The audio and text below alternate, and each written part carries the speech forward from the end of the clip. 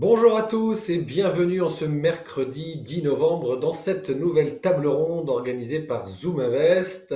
Je suis Stéphane Van Nuffel, je suis CGP comme la plupart d'entre vous. Et donc en cette fin d'année, on va évidemment parler un peu bilan, mais surtout perspective et allocation pour les mois qui arrivent. Parce que évidemment, vous l'avez vu, j'ai choisi un décor adéquat. On est au milieu de la jungle des informations. Attention, humour financier.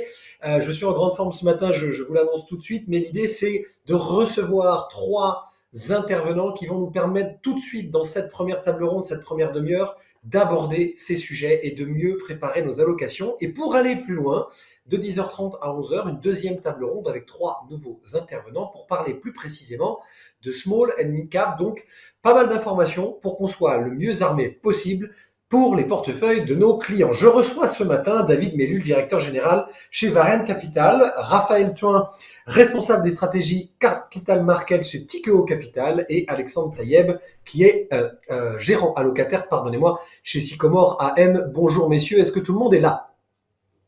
Oui, Bonjour bonjour. Stéphane. On Bonjour est à tous. là, salut à tous. Bien, merci de nous rejoindre. Alors, on va attaquer dans le vif du sujet. Nous avons 30 minutes et on le sait bien, ce sont des gros sujets, les perspectives et les allocations. Donc, on va rentrer. Je vais vous poser la question qui tue. On est on ne parle chez nous, nos clients, entre nous CGP, on ne parle que de marché haut.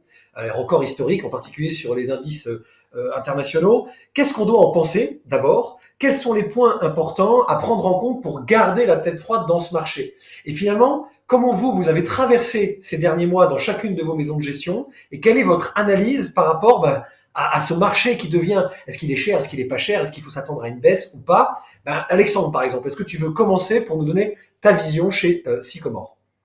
Oui, il y a plusieurs points à regarder pour garder la tête froide. Effectivement, on parle de marché haut, on parle de record, notamment depuis que le CAC 40 a passé les 7000 points. On regarde beaucoup le CAC 40 chez les clients.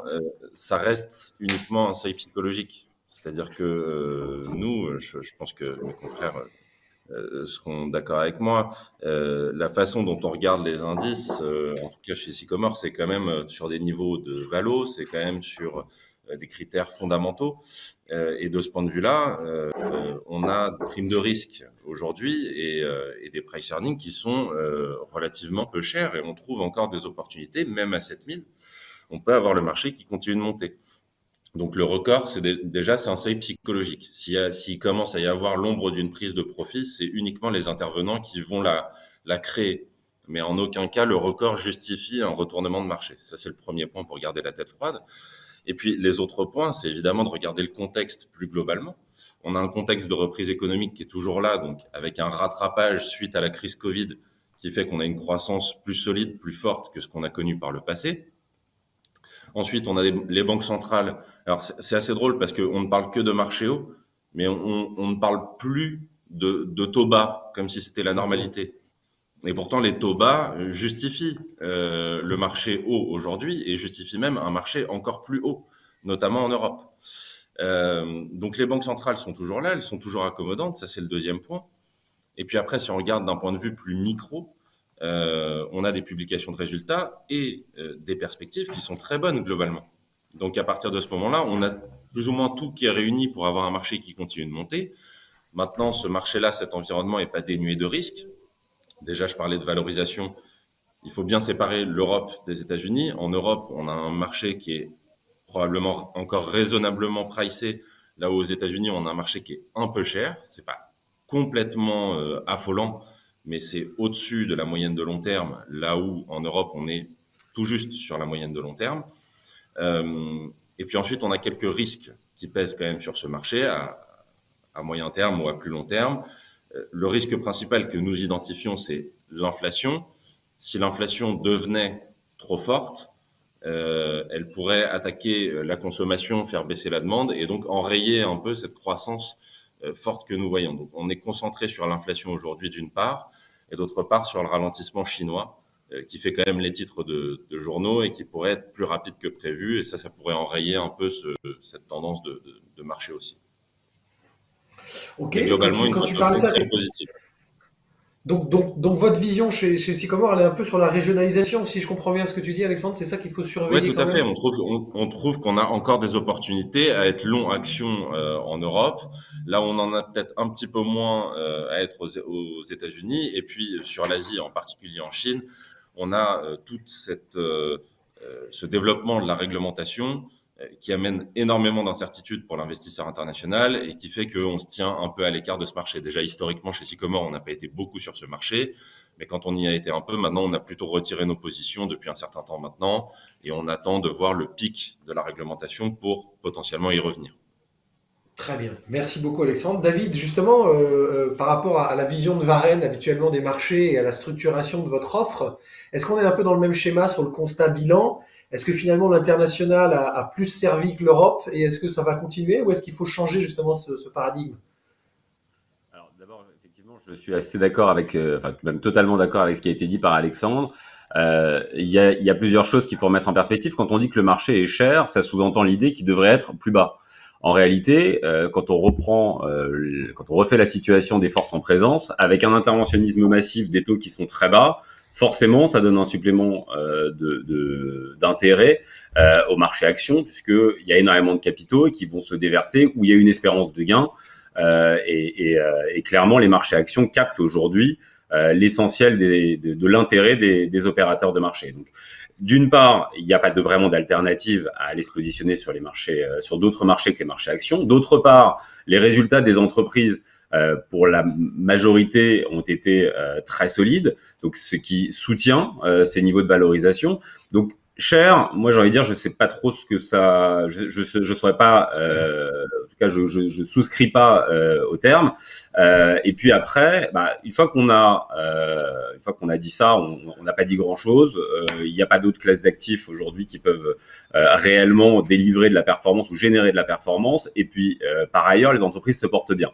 Bon, il y a quand même une dominante qui est sur un fonds de reprise économique avec un certain nombre de risques et des racines de risques qu'il faut prendre en compte. Dans cet environnement-là, comment Varenne s'est positionné, on n'a rien changé à notre approche. On est toujours très sélectif en se concentrant exclusivement sur les marchés développés. Alors, de façon totalement agnostique entre Amérique du Nord, Europe de l'Ouest, il y a énormément d'opportunités qu'on peut aller saisir. L'année 2020 a été très très riche en opportunités parce qu'on a su régénérer les portefeuilles et après avoir bien amorti la baisse, capter la hausse. 2021 s'inscrit dans la continuité. Globalement, les marchés sont chers. Très bien, formidable. Nous, derrière, ça s'est traduit par quoi? Par de la génération de performance pour nos investisseurs. Un fonds comme Varenne Valeur est à plus 20, un fonds comme Varenne Global est globalement à plus 30 et un fonds comme Varenne Sélection est à plus 40 year to date. J'arrondis à plus ou moins 1%, mais donc finalement, c'est absolument pas pénalisant dans la génération de performance. C'est effectivement le point d'attention, c'est dans quelle mesure cette dynamique-là peut être entretenue pour 2022 et les années à venir. Effectivement, là encore, eh bien effectivement il y a des risques. Alexandre a cité rapidement l'inflation. Je pense qu'on va en reparler. C'est le gros point d'attention pour nous. On a mis en place déjà un dispositif pour gérer ce risque et pour nous permettre finalement, une fois qu'il a été isolé et qu'un dispositif qui tirerait avantage en fait d'une inflation forte a été mis en place, on peut continuer de façon extrêmement sereine et lucide à sélectionner des très belles opportunités. Le marché cher en moyenne, ça ne veut pas dire qu'il n'y a pas par ailleurs des opportunités à la marge. Moi, sur un fonds comme Varenne Sélection, j'ai 10 à 15 positions. Varenne Global, j'en ai 20 à 25 et j'arrondis sur Varenne Global, je vais en avoir 40 à 60. Donc, j'ai pas besoin d'énormément d'opportunités pour générer de la performance ou pour constituer l'actif de mes fonds. Même dans un environnement tel que celui-ci, il y a des entreprises qui traitent avec une décote très importante. Notre valeur ajoutée, c'est notre capacité à saisir ces opportunités et c'est ce que nos investisseurs attendent de nous. Super, bah écoute, merci d'abord, bravo pour ces belles années. Raphaël, ta vision, est-ce elle est très éloignée ou elle est proche? J'ai ma petite idée. Comment ça se passe chez Tikeo et quelle est ton analyse, toi, finalement, bilan et contexte, avant de rentrer un peu dans le détail chez toi? Écoute, on est peut-être un petit peu moins optimiste et un petit peu moins enthousiaste. On se rejoint probablement sur le fait qu'il y a des opportunités et qu'il faut être investi.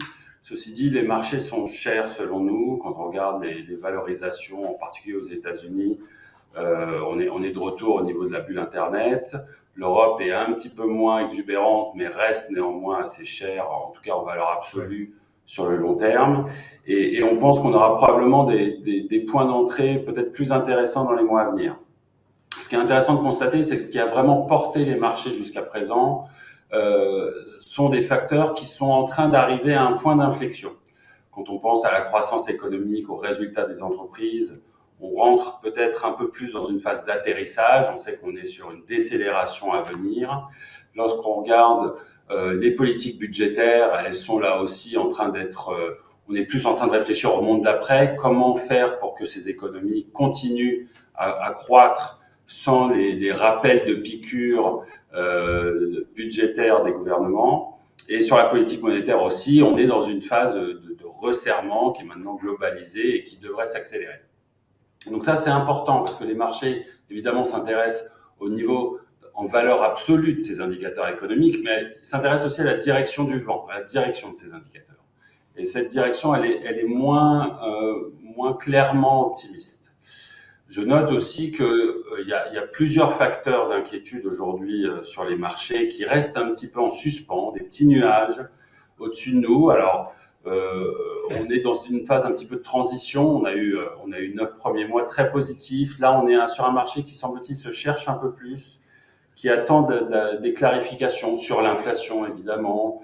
On sait que le Covid va peut-être malheureusement venir nous enquiquiner dans les mois qui viennent avec les températures qui baissent. Les banques centrales aussi, il y a de l'incertitude autour de leur politique et de la faculté à resserrer plus ou moins rapidement en fonction du contexte. La Chine a été mentionnée, ça aussi, on se demande dans quelle mesure ça va être un impact à moyen terme, la croissance économique qui ralentit et probablement la Chine de ce point de vue-là qui aura une année peut-être 2022 plus difficile. Et donc, cette incertitude pèse sur les marchés. On n'a pas tellement de marge de manœuvre, on est à des plus hauts historiques, et donc la moindre petit grain de sable qui irait faire dérailler cette jolie histoire pourrait avoir des conséquences assez dramatiques. Donc, Évidemment. de notre point de vue, il faut être investi, c'est une évidence, il y a des opportunités. C'est difficile de toute façon pour l'investisseur long terme d'aller deviner les plus hauts, les plus bas, et nos fonds chez Tikehau Capital sont investis, mais on est investi défensivement. On a fait baisser les bêtas, on a fait baisser les expositions. On attend des points d'entrée plus attractifs dans les mois qui viennent, potentiellement. Mais de ce point de vue-là, on est un petit peu circonspect sur l'activité actuelle. Okay. Peut-être un dernier point, très rapidement pour caractériser ce marché. Et, excuse-moi, c'est cette idée de dispersion. Et en ça, je reviens sur ce qui a été dit et je converge.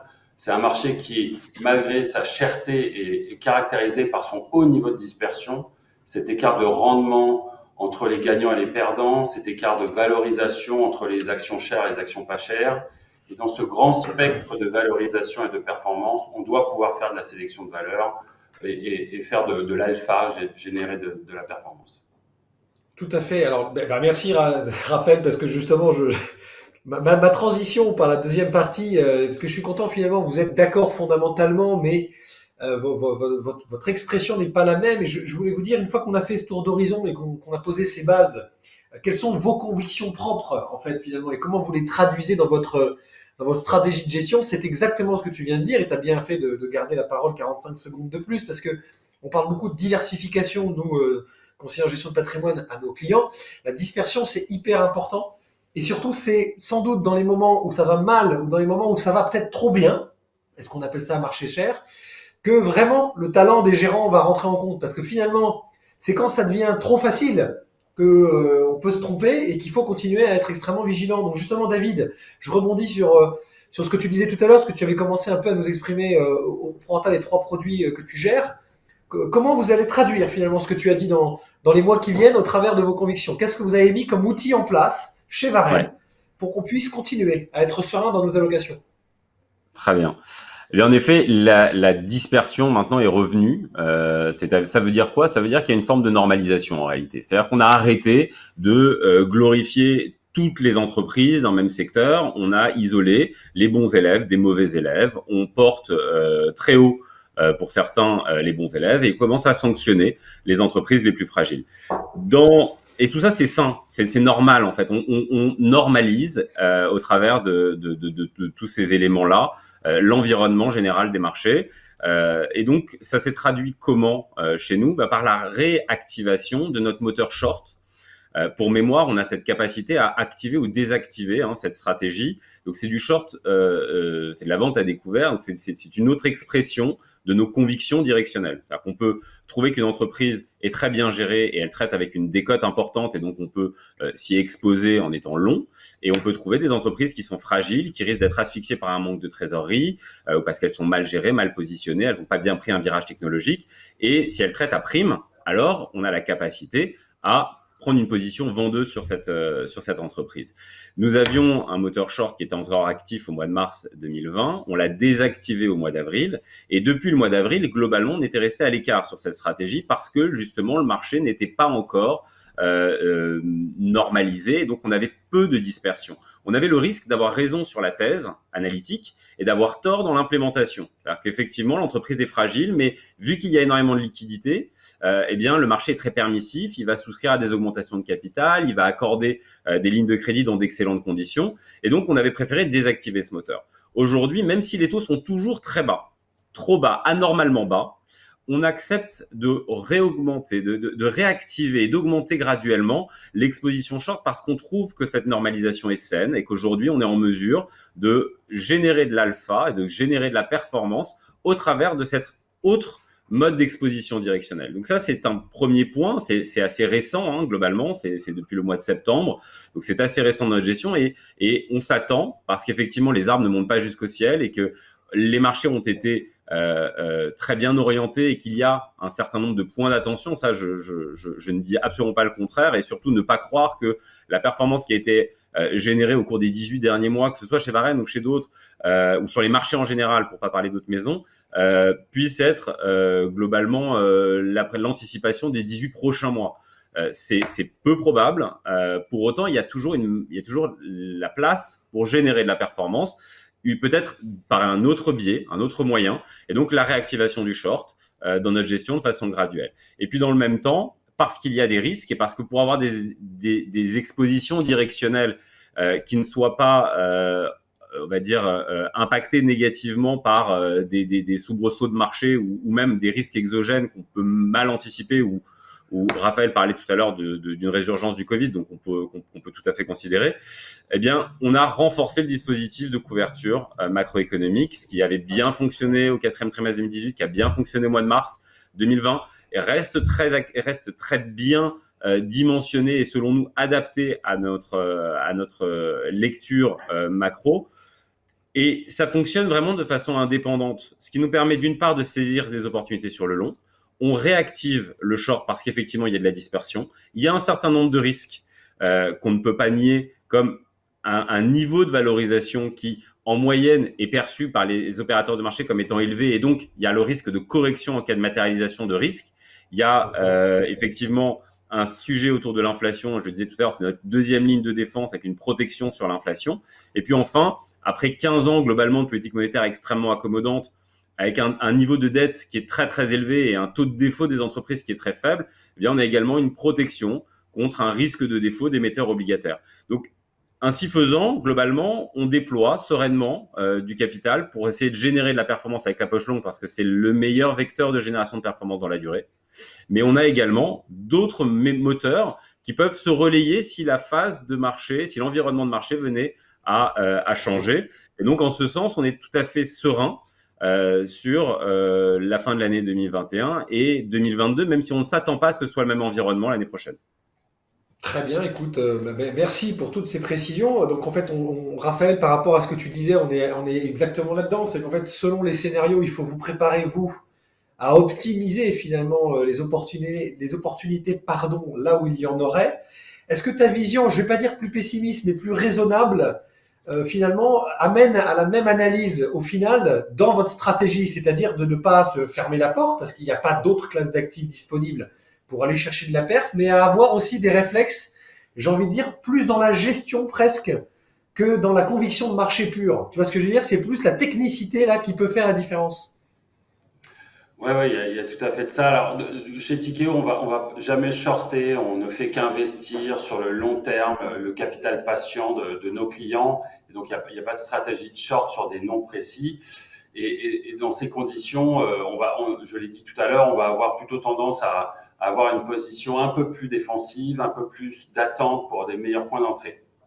Ce qu'on constate aujourd'hui, c'est que le marché, il est caractérisé d'une part par une certaine exubérance. Il est assez spéculatif, ce marché. On voit des multiples sur certains secteurs, certaines compagnies littéralement s'envoler. Un marché qui ne va plus valoriser en multiples des profits, mais en multiples des revenus, parce que certaines entreprises n'ont pas de profit, donc il faut bien trouver quelque chose pour valoriser la compagnie. On a vu que les entreprises qui ont de la dette cette année ont eu tendance à surperformer les entreprises qui n'ont pas de dette. Pourquoi? Parce que le marché spécule que dans un univers rose, ces entreprises pourront se désendetter et les multiples pourront repricer. Bref, un marché qui, de ce point de vue-là, donne des signes d'exubérance inquiétants. L'autre aspect aussi Une fois qu'on a dit ça. Une fois qu'on a dit ça, le but du jeu, selon nous, c'est un petit peu de s'en prémunir et de faire attention justement à pas tomber dans ce piège de l'exubérance, de pas chasser nécessairement ces multiples à la hausse. Et clairement, on va essayer d'être plus raisonnable dans notre allocation d'actifs. De ce point de vue-là, la bonne nouvelle, c'est que comme le marché est exubérant, comme le marché a favorisé des entreprises de moins bonne qualité, plus spéculatives, l'effet boomerang de ce phénomène, c'est que les entreprises de qualité ont eu tendance à sous-performer. Elles sont aujourd'hui pas très chères. C'est assez fascinant d'ailleurs de regarder les graphes. C'est un segment qu'on regarde beaucoup, les entreprises de très grande qualité. Traditionnellement, elles traitent à un premium comparé au reste du marché. Elles sont plus chères et c'est assez normal. Les belles entreprises coûtent plus cher que les moins belles entreprises. Aujourd'hui, ce phénomène s'est inversé. Les entreprises de moins bonne qualité, du fait de ce facteur spéculatif, ont eu tendance à surperformer et coûtent maintenant plus cher que les entreprises de bonne qualité. Donc, c'est clairement, selon nous, une opportunité pour l'investisseur long terme, investir dans ces entreprises de qualité, à des multiples raisonnables, ne pas chasser nécessairement les multiples à la hausse, chercher des candidats, des entreprises qui sont leaders sur leur marché, avec des grosses marges, des sources de croissance identifiées, des retours sur capitaux employés aussi qui sont importants. Et de ce point de vue-là, traditionnellement aussi, se concentrer sur des compagnies qui vont avoir des bases d'actifs assez faibles et seront résistantes dans le scénario d'un retour de l'inflation. Donc voilà, en quelques mots, cette idée de faire de la qualité dans un marché qui aujourd'hui le justifie et a des valorisations qui nous semblent raisonnables. Super, merci Raphaël. Merci, c'est une très bonne information. Alexandre, finalement, un peu juge de paix là. Finalement, c'est pas deux styles différents parce que finalement, j'ai envie de dire la pertinence des deux points de vue se retiennent et puis nos auditeurs comme moi, on a tous nos natures, j'ai envie de dire d'investisseurs et de conseils. Est-ce que tu n'as pas à trancher, mais quelle est ta vision toi aujourd'hui dans ce marché? Je vais trancher. Je vais trancher en liant les deux. C'est-à-dire que, Voilà. en fait, On a tout ce qu'on compris vous dit là. depuis le début, c'est en fait la toile de fond est positive, mais entrer sur le marché pour entrer sur le marché aujourd'hui peut sembler hasardeux. Vous avez besoin de la gestion active. C'est ça la conclusion. Il y a des opportunités sur le marché, il faut les trouver. Raphaël l'a très bien dit, les entreprises de moins bonne qualité sont parfois plus chèrement valorisées que les entreprises de très bonne qualité. Et ça demande à faire appel au stock picking de gérants de qualité. Ça, c'est le premier point. Le deuxième point sur la conviction, je reviens sur ce que j'ai dit lors de la première question. C'est nous, notre conviction, en tout cas en macro aujourd'hui, on répond à la question des banques centrales presque, l'inflation n'est pas transitoire. Elle est là pour rester. Elle est là pour rester 1 an, 2 ans, 3 ans, peu importe, mais elle est beaucoup plus durable que ce qu'on a pu entendre dans la bouche de Jérôme Powell ou de Christine Lagarde. Évidemment, il y a des effets de base qui vont se réduire l'année prochaine, mais l'inflation devrait rester élevée. De ce point de vue-là, on a sur les fonds diversifiés, donc Sycomore Allocation Patrimoine et Sycomore Next Generation, qui est son pendant labellisé ISR, on a modifié l'allocation vers plus de protection contre l'inflation à venir. Ça veut dire que sur la poche taux, on est sur des obligations indexées inflation. On est pour des obligations classiques, donc pas indexées à l'inflation sur des durations courtes, qui apportent un rendement positif. Et on essaye d'avoir un coussin comme ça de rendement un peu sécurisé. Ensuite, sur la poche action, on va se concentrer sur les secteurs et sur les valeurs qui ont le plus de facilité à faire passer les hausses de coûts qu'elles connaissent aujourd'hui en hausse de prix. Donc en termes de secteur, ça demande parfois un positionnement un peu plus défensif sur des secteurs comme l'alimentaire, sur les boissons, sur l'énergie, qui ont cette faculté à faire passer les hausses de coûts en hausse de prix. Et puis, le dernier point en allocation, parce que la caricature, c'est de dire les fonds diversifiés, c'est taux et actions. C'est pas tout à fait vrai. Il y a une alternative aux actions aujourd'hui qu'on utilise trop peu, à mon sens. Ce sont les matières premières. Les matières premières, vous avez une tendance d'augmentation du prix sur les matières premières qui est absolument pas spéculative. Je pense que c'est d'ailleurs un marché qui est probablement le plus mispricé. Quand on voit la tendance très forte structurelle qu'il va y avoir sur la transition écologique et énergétique sur les 10, 15, 20 prochaines années, voire plus loin, avec une explosion de la demande pour des métaux industriels comme le cuivre ou des métaux précieux comme le palladium dans les pots d'échappement de voitures hybrides, tout ça, ce sont des classes d'actifs investissables. Et aujourd'hui, on y est. Alors, c'est compliqué d'être sur des matières premières physiques, évidemment, quand on est labellisé ISR. Sycomore Allocation Patrimoine ne l'est pas pour le moment, donc on peut se permettre d'y aller un petit peu. Mais on va sur les producteurs de ces matières premières-là, qui ont fait une performance absolument fantastique sur les derniers mois, mais qui pourrait continuer parce qu'on a vraiment, on a probablement la tendance de croissance structurelle se trouve sur cette thématique de l'environnement. Donc voilà, grosso modo, pour les convictions aujourd'hui, je rejoins mes deux confrères sur le fait qu'on est peut-être un petit peu plus défensif en allocation. Notre fonds long short, par exemple, est moins exposé, son exposition nette est moins importante, c'est-à-dire qu'il a plus de short aujourd'hui. Donc, on fait attention en allocation. Maintenant, les fonds long only restent toujours entre 90 et 100% investis, restent dans leur thématique et se concentrent sur un stock picking le plus qualitatif possible. Super. Ben, écoute, merci beaucoup. Merci Alexandre. Bon, messieurs, 10h28, hein, ça passe toujours hyper vite. Moi, j'ai toujours l'impression que ça va être long, mais en fait, non. Une fois encore, vous nous avez dit des trucs très intéressants. Pour finir, alors on va déraper un peu sur la table ronde d'après, mais je voudrais pas dépasser plus de 2 minutes. 1 minute 30 chacun. Je te laisse commencer, Raphaël. Qu'est-ce qu'on se dit? Parce que j'aime bien qu'on convertisse ce qu'on vient de se dire, c'est-à-dire les convictions et un conseil produit pour nos clients. Si vous avez plutôt une image ou un secteur, parce que vous n'avez pas envie de parler d'un produit en particulier, n'hésitez pas. 1 minute 30 pour qu'on reste sur les convictions que vous avez partagées.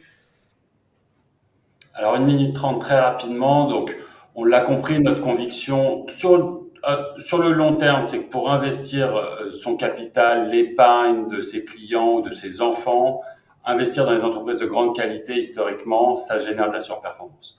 En plus de ça, en ce moment, c'est attractif, c'est pas cher. Comment mettre cette idée en place? Chez Tikehau, il y a le fonds Tikehau Equity Selection, une sélection de valeurs très concentrée, 20-25 lignes seulement, des entreprises de plus grande qualité possible en Europe et aux États-Unis, un fonds pleinement investi et des performances assez intéressantes. On est à 23% sur l'année 2021, on est à 65% sur les 3 dernières années, et un fonds qui a généré à peu près 4% d'alpha annualisé depuis son lancement. Donc ça peut être une option. Pour l'investisseur encore plus défensif, qui souhaite une vue un petit peu plus patrimoniale de son investissement, un peu moins investi, un peu plus défensive, on a le fonds international Cross Asset, un cas qui a cette même poche de qualité, mais cette fois-ci avec des couvertures macro pour faire baisser la vol, baisser les drawdowns et lisser un petit peu la performance. Donc voilà, Tikehau Equity Selection et International Cross Asset côté Tikehau. Résumé et pitch parfait, monsieur Thuin, bravo. Alexandre, Next Generation, Hyper qu'est-ce rapide. qu'on fait? On parle de quoi? Hyper rapide. En long only, la thématique, c'est évidemment Sycomore EcoSolutions. Le grand avantage d'EcoSolutions, c'est que j'ai parlé de l'environnement et parfois on fait la confusion. L'environnement, c'est pas que le solaire, l'hydrogène et l'éolien. Ça se joue sur tous les secteurs. Et l'avantage de Sycomore EcoSolutions, c'est qu'il est très diversifié en termes de secteurs et qui fait attention dans son stock picking aux valeurs qui sont les plus vertueuses sur la partie environnementale, quel que soit le secteur. C'est un fonds européen, on est quand même assez en avance en Europe sur la partie environnementale. Il y a son pendant global qui sortira bientôt, je ne peux pas en dire plus. Donc éco-solutions pour ceux qui veulent avoir une exposition longue action thématique. Et puis sur la partie plus défensive diversifiée, Next Generation avec le coussin obligataire, un petit peu de matières premières et le positionnement action qui est une espèce de best sélection des idées et des convictions que nous pouvons avoir chez Sycomore. Et je m'arrêterai là. Bah, bravo aussi et surtout bravo pour le petit pitch du truc à venir. Ça marche toujours très bien. David, tu avais commencé à nous en parler, grosso modo, valeur, globale, sélection. Est-ce qu'on met les trois? Qu'est-ce qu'on fait?